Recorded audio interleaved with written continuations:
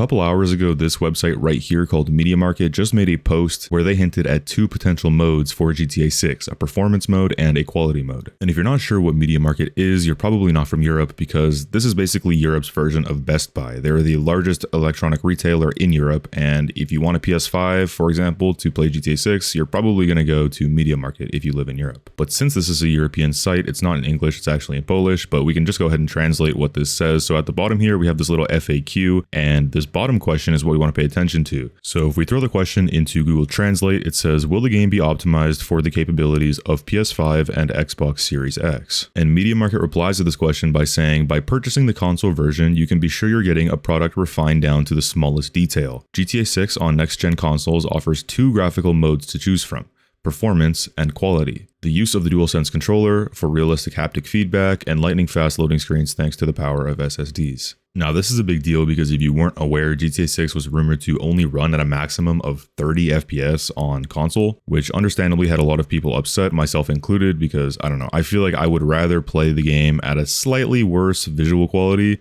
if that means that I can unlock 60 frames per second.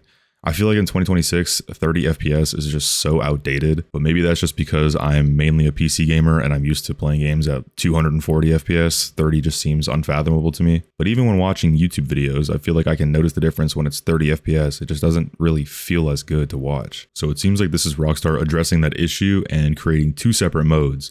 Now, we don't know the exact FPS amounts for each mode, but if I had to guess, I would say the quality mode, I can't see it going below 30 FPS. I mean, I think 30 is actually just the absolute bare minimum. I cannot see anyone wanting to play a game at below 30 FPS in 2026. So I'm almost positive the quality mode will be 30 FPS, but the performance mode is a little bit of a toss-up. I think that this will target 60 FPS, but we've also seen some games performance mode target 45 FPS, because 45 is a noticeable jump from 30, so you will notice the difference. It is a lot smoother, it does look a lot better, but if their optimization allows for it, I think they would definitely prefer to do 30 and 60 FPS, as those are by far the two most common FPS values. You know, basically every streamer streams in 60 FPS, every YouTuber posts in 60 FPS, all of their media coverage usually would be 60 FPS, so I don't think that they would limit it to 45 if they had the means to push it to 60. Now, normally something like this would just be brushed off as pure speculation, but a lot of people are taking this kind of seriously for multiple reasons. Firstly, pre-orders are going live in 2 days. That means a lot of retailers are getting information early so that they can open up their site for pre-orders on the 25th. They're likely not going to send out all of the information a mere 1 minute before pre-orders go live. They're going to give them a little bit of notice so that their sites are ready for pre-orders. And with that being said, this isn't just some random retailer. This is Europe's biggest retailer. They are number one. And do you remember earlier how I said this is basically Europe's version of Best Buy? Yeah, well, let's remember what Best Buy did a couple weeks ago. They themselves literally leaked information from Rockstar. Now, that information actually ended up not leading to anything, but the information was real, and it was a real leak from Best Buy themselves. So I don't see why this couldn't be possible. But yeah, let me know what you guys think in the comments below, and be sure to subscribe because I'm going to be doing a lot more videos about GTA 6